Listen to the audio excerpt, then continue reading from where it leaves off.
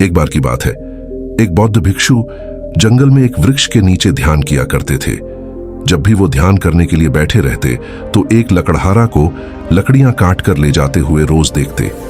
एक दिन उसने उस लकड़हारा को रोककर कहा, सोनू भाई, दिन भर लकड़ियां काटते रहते हो और उस लकड़ी को बेचकर 2 वक्त की रोटी भी नहीं कमा पाते। तुम जंगल में थोड़ा आगे क्यों नहीं जाते? थोड़ा आगे जंगल में जाओगे तो तुम्हें चंदन के वृक्षों का घना जंगल दिखाई देगा। एक दिन चंदन की लकड़ियां काट कर ले जाओगे तो हफ्ते भर के लिए तुम्हें कोई जरूर नहीं पड़ेगी लकड़ी काटने की। उस लकड़हारा को विश्वास ही नहीं हुआ, क्योंकि वह यह सोचता था कि जितना मैं जंगल को जानता हूं उतना इस साधु कहां जानता होगा। मैं तो रोज जंगल से लकड़ियां काट कर ले जाता हूं और ये साधु तो इस वृक्ष के नीचे बैठा रहता है। इसे कैसे पता होगा कि जंगल में चंदन की लकड़ियां भी हैं? उसका मन तो उस बौद्ध भिक्षु की बात पर विश्वास नहीं कर रहा था, लेकिन फिर उसने सोचा कि नुकसान ही क्या है, आखिर रोज जंगल में आता हूं, आज थोड़ा आगे चला जाता हूं। क्या पता यह सन्यासी सच बोल रहा हूं और झूठ बोलकर इसे मिलेगा भी क्या। शक्ल से तो शांत आदमी मालूम होता है, दयालु भी लगता है, और इससे पहले आज तक इसने कभी बोला भी नहीं। एक बार देखने में क्या जाता है। साधु की बात पर विश्वास करते हुए वह लकड़हारा जंगल में आगे चला गया। जब वहां से वापस लौटा तो उसने साधु के चरणों में अपना सर रख दिया और कहा कि मुझे क्षमा करे। मेरे मन में बहुत संदेह था, क्योंकि मैं सोचता था कि मुझसे ज्यादा इस जंगल के बारे में और कौन जानता होगा। मेरा बाप भी लकड़हारा था, उसका बाप भी लकड़हारा था। हम इसी जंगल में लकड़ियां काट काट कर बड़े हुए हैं। कभी यह सोचा ही नहीं कि इससे आगे भी शायद कुछ हो सकता है। मैं भी कैसा मंदबुद्धि हूं। काश पहले पता चल जाता तो आधी जिंदगी गरीबी में ना गुजरती। साधु ने बड़े शांत स्वर में कहा कि हम अपना अतीत कभी नहीं बदल सकते। जब जागो तभी सवेरा। अब जाओ और जाकर चंदन की लकड़ियां काटो। अब उस लकड़हारा के दिन बड़े मजे में बीतने लगे। वो हफ्ते में एक दिन जंगल में आता और एक दिन चंदन की बहुत सारी लकड़ियां काटकर बाजार में बेच देता, जिससे उसका हफ्ते भर का खर्च बड़ी आसानी से चल जाता था। एक दिन जब वो लकड़ियां काटने जा रहा था तो उस साधु ने उसे फिर से रोककर कहा, तुम अब से चंदन की लकड़ियां ही काटे जा रहे हो, आगे नहीं गए। तुम्हारे मन में कभी यह सवाल नहीं आया कि इससे आगे भी कुछ हो सकता है? उस लकड़हारे ने चौंक कर कहा कि यह तो मेरे मन में सवाल आया ही नहीं कि चंदन के आगे भी कुछ हो सकता है। साधु ने उसे बड़े शांत स्वर में समझाया कि चंदन से जरा आगे जाओ, वहां पर तुम्हें एक चांदी की खदान मिलेगी। लकड़ियां काटना छोड़ो, एक दिन उस खदान में से चांदी ले जाओगे तो 2-4 महीने के लिए तुम्हारा काम बन जाएगा। सन्यासी के चरणों में प्रणाम करते हुए वह लकड़हारा सीधा चांदी के खदान वाले रास्ते पर चल पड़ा। जब वह सन्यासी की बताए हुए पते पर पहुंचा तो देखकर हैरान रह गया। वहां पर सचमुच एक चांदी की खदान थी। वो लकड़हारा तो ये देखकर खुशी से पागल ही हो गया। अब वो लकड़हारा हर 5 महीने में एक बार जंगल में आता, चांदी लेता और 4-5 महीने आराम से रहता। ऐसे ही एक दिन लकड़हारा चांदी लेने के लिए जंगल में जा रहा था तो वही साधु फिर से एक पेड़ के नीचे बैठा हुआ दिखा। उस साधु ने लकड़हारा से कहा कि थोड़ा और आगे जाओ, वहां पर तुम्हें सोने की खदान मिलेगी। लकड़हारा चांदी की खदान से थोड़ा आगे गया तो सचमुच वहां पर एक सोने की खदान थी। इतना सोना जो उसकी पूरी जिंदगी बदल सकता था। सोने की खदान हाथ लग जाने के बाद अब लकड़हारा साल में एक बार जंगल में आता और साल भर आराम से अपना जीवन जीता। एक दिन जब सोना लेने के लिए वह लकड़हारा सोने की खदान की तरफ जंगल में जा रहा था तो वही साधु से फिर से मिल गया। साधु ने लकड़हारा की तरफ देखकर कहा कि तुम कभी जागोगे कि नहीं? हर बार मुझे ही तुम्हें जगाना पड़ेगा। तुम्हारे मन में जिज्ञासा नहीं उठाती कि आगे चलकर देखूं कि जंगल में और क्या है? लकड़हारा ने हाथ जोड़कर कहा कि मैं तो मंदबुद्धि ठहरा, मेरे मन में यह सवाल कभी आया ही नहीं। मुझे लगता था कि सोने से बड़ा और क्या हो सकता है। फिर साधु ने कहा कि अरे भोले इंसान, सोने की खान से आगे जाकर देख, वहां तुझे हीरे की खदान मिलेगी। लकड़हारा वहां पर पहुंचता है तो उसे अपनी आंखों पर यकीन ही नहीं होता। वहां पर सचमुच एक हीरे की खदान थी। अब लकड़हारा एक बार हीरे ले जाता और कई सालों बाद जंगल में आता। समय के साथ वह लकड़हारा भी बूढ़ा हो गया था। एक दिन जब वह हीरे लेकर जंगल से वापस आ रहा था तो उस पेड़ के नीचे उसे फिर से वही साधु मिला। साधु ने उसे देखते ही पूछा क्या भाई कुछ और भी चाहिए या तुम्हारे मन की तृप्ति हो चुकी है? उस लकड़हारा ने कहा कि बुरा मत मानना गुरुदेव, मेरा जीवन पहले ज्यादा अच्छा था।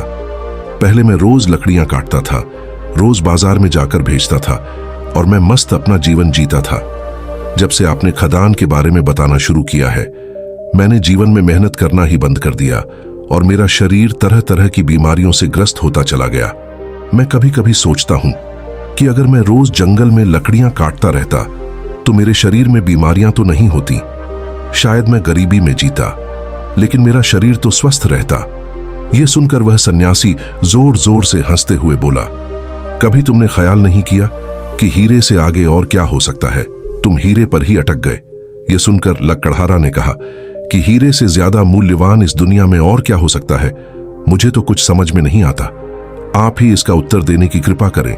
यह सुनकर उस सन्यासी ने कहा कि हीरे के आगे मैं हूं। कि तुझे कभी ख्याल नहीं आया कि यह आदमी मस्त यहां बैठा रहता है जिसे पता है कि हीरों की खदान कहां पर है?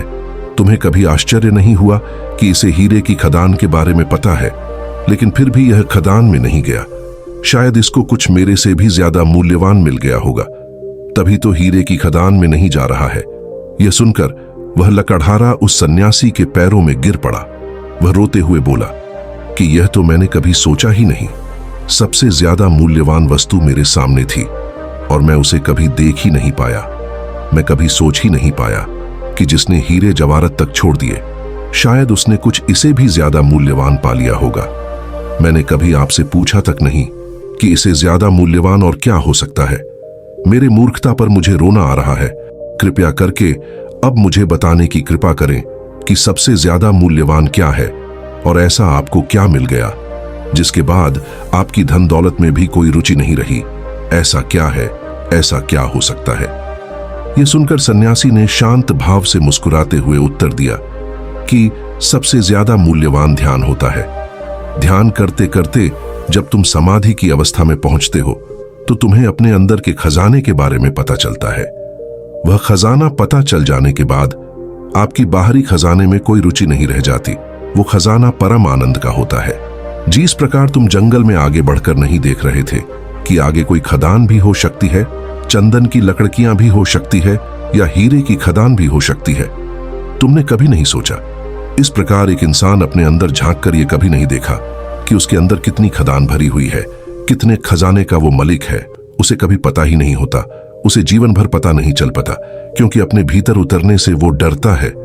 उसे साहस चाहिए, कोई चाहिए जो उसका हाथ पकड़कर उसे उसकी अनर्थ यात्रा पर ले जा सके। लेकिन एक गुरु तुम्हें रास्ता दिखा सकता है, उस पर चलना तो तुम्हें खुद ही होगा। मैं तुम्हें हीरे की खदान का पता बता सकता हूं, लेकिन उस खदान के रास्ते पर चलना तुम्हें ही होगा। अगर तुम्हारी रुचि नहीं होगी उस खदान को खोजने की, तो तुम उस खदान तक कभी नहीं पहुंच पाओगे। इसीलिए सबसे पहले अपने अंदर वो रुचि पैदा करो। अपने अंदर यह जिज्ञासा पैदा करो कि मेरे अंदर क्या क्या खजाने छुपे हुए हैं। बाहरी धन तो तुमने बहुत इकट्ठा कर लिया, अब जरा भीतर की ओर मुड़ो। अब उस लकड़हारा ने उस सन्यासी से पूछा कि हे गुरुवर, चाहता तो मैं भी हूं ध्यान लगाना, चाहता तो मैं भी हूं कि मुझे भी पता चले कि मेरे भीतर क्या क्या खजाने हैं, लेकिन ध्यान कैसे लगे? ध्यान लगाना ही नहीं पता है। इसका उत्तर देते हुए सन्यासी ने कहा कि जब तक तुम ध्यान से भी कुछ पाने की कोशिश करते रहोगे तब तक तुम्हारा ध्यान नहीं आ पाएगा। याद रखना, ध्यान में अपना लालच, अपनी महत्वाकांक्षा कभी मत लेकर आना। ध्यान लगाने बैठो तो सब कुछ को देने के लिए यह सोचकर बैठो कि जो कुछ मेरे पास है उसको मैं खो देना चाहता हूं। अपना अहंकार, अपनी ईर्ष्या, अपना गुस्सा, सब कुछ मैं छोड़ देना चाहता हूं, सब कुछ मैं त्याग देना चाहता हूं। जब इस भाव से तुम बैठोगे तो तुम्हें ध्यान के चमत्कारी फायदे मिलेंगे। लेकिन अगर तुम फायदा अपनाने के लिए ध्यान करोगे तो तुम खाली हाथ लौट जाओगे। तुम्हें ध्यान खोखला लगेगा, तुम्हें लगेगा कि ध्यान मिथ्या है, उससे कुछ भी फर्क नहीं पड़ता, उससे हमारे अंतर्मन पर कोई प्रभाव नहीं पड़ता। इसीलिए सबसे पहले अपने मन को तैयार करो। अपने मन पर से सर बोझ हटाने के लिए ध्यान करो, न कि कुछ अपनाने के लिए ध्यान करो। ध्यान करने की सबसे सरल विधि तुम सुनो। अपने सांसों पर ध्यान लगाना शुरू करो। जब तुम अपनी सांसों पर ध्यान लगाओ तो देखो कि तुम्हारी सांस किस नाक में से आ रही है, किस नाक में से जा रही है। नाक के कौन से कोने से टकरा रही है। जब तुम धीरे धीरे यह देखने का प्रयास करते हो तो तुम्हारा ध्यान एक जगह पर स्थिर होने लगता है। तुम्हारे मन से विचार खाली होने लगता है। ध्यान रहे, विचार खाली करने के लिए ध्यान नहीं करना है। विचार खुद ब खुद खाली हो जाएंगे। तुम्हारा मन अपने आप शांत हो जाएगा। लेकिन इसके विपरीत, अगर तुम मन को शांत करने के लिए ध्यान करोगे तो ध्यान से कुछ भी हासिल नहीं होगा। यह बड़ी बारीक बात है, इसको समझ लेना जरूरी है, क्योंकि ज्यादातर लोग ध्यान से कुछ पाने के लिए ध्यान करना चाहते हैं। और एक बार जब तुमने अपना ध्यान एक जगह पर ठिकाना सीख लिया तो उसके बाद तुम किसी भी काम को बड़ी आसानी से कर पाओगे। तुम्हारा ध्यान इधर उधर विचलित नहीं होगा। जब तुम किसी काम को करोगे तो तुम्हारे दिमाग में इधर उधर के विचार नहीं आएंगे। तुम्हारा पूरा ध्यान, पूरा मन एक जगह पर टिका रहेगा। उसके बाद उस काम को करने की गहराई अपने आप बढ़नी चली जाएगी। जिस काम को करने में तुम काफी समय लेते थे, वही काम तुम चंद मिनट में या चंद घंटा में पूरा कर पाओगे, क्योंकि तुम्हारा दिमाग एक जगह पर स्थिर रहना सीख चुका है। ध्यान कुछ पाने के लिए नहीं किया जाता, बल्कि जो हमने इकट्ठा किया हुआ है उसे पीछे छोड़ देने के लिए किया जाता है। हम अपने जीवन में नाना प्रकार की वासनाएं, महत्वाकांक्षाएं, भावनाएं पाल लेते हैं जो जीवन भर हमारे साथ चलते रहती हैं। वह हमारे अस्तित्व का एक हिस्सा बन जाती है। लेकिन वह वासनाएं हमने इसी जीवन काल में अपने आप उत्पन्न की है, और वह हमारा हिस्सा नहीं है, हमारा वह स्वरूप नहीं है। वो हमें जमाने से मिली है, वो हमने समाज को देखकर अर्जित की है। इसीलिए हम अपने स्वरूप को भूलते चले जाते हैं, और जिस प्रकार की वासनाएं हमने पाल ली है, उन्हीं वासनाओं के अभिभूत होकर हम अपना जीवन जीते रहते हैं। लेकिन ध्यान के द्वारा वो सभी वासनाएं मिट जाती हैं और अंदर रह जाता है खालीपन, सूनापन, जहां पर कोई हलचल नहीं होती, जहां पर कोई विचार नहीं होता, एक ठहरा हुआ समंदर, और उस समंदर पर चलती हुई ठंडी ठंडी हवाएं। ये सब कुछ हम महसूस कर पाते हैं जब हम ध्यान लगाना सीख जाते हैं। उस लकड़हारा को आशीर्वाद देते हुए उस सन्यासी ने कहा कि तुमने जीवन में अब सब कुछ प्रकार देख लिया, और तुमने यह भी पाया कि सब कुछ पा लेने के बाद भी अंदर सब कुछ खाली सा रहता है। अंदर का भराव सिर्फ ध्यान से हो सकता है। इसीलिए आज से ही तुम मेरे साथ इस जंगल में ध्यान लगाना शुरू कर दो। और यह कहकर वह सन्यासी अपने ध्यान में वापस से लौट गए। दोस्तों, आपने आज के इस वीडियो से क्या सीखा, वह मुझे आप कमेंट में बता सकते हैं। इसी के साथ में उम्मीद है कि आपको आज की वीडियो पसंद आई होगी, तो इस वीडियो को उस इंसान को शेयर करें जिससे यह कहानी सुनने की जरूरत है, और उसी के ठीक बाद चैनल को सब्सक्राइब करें। तो चलिए फिर मिलते हैं ऐसी एक और नई वीडियो में एक नए मैसेज के साथ। तब तक के लिए अपना ख्याल रखें।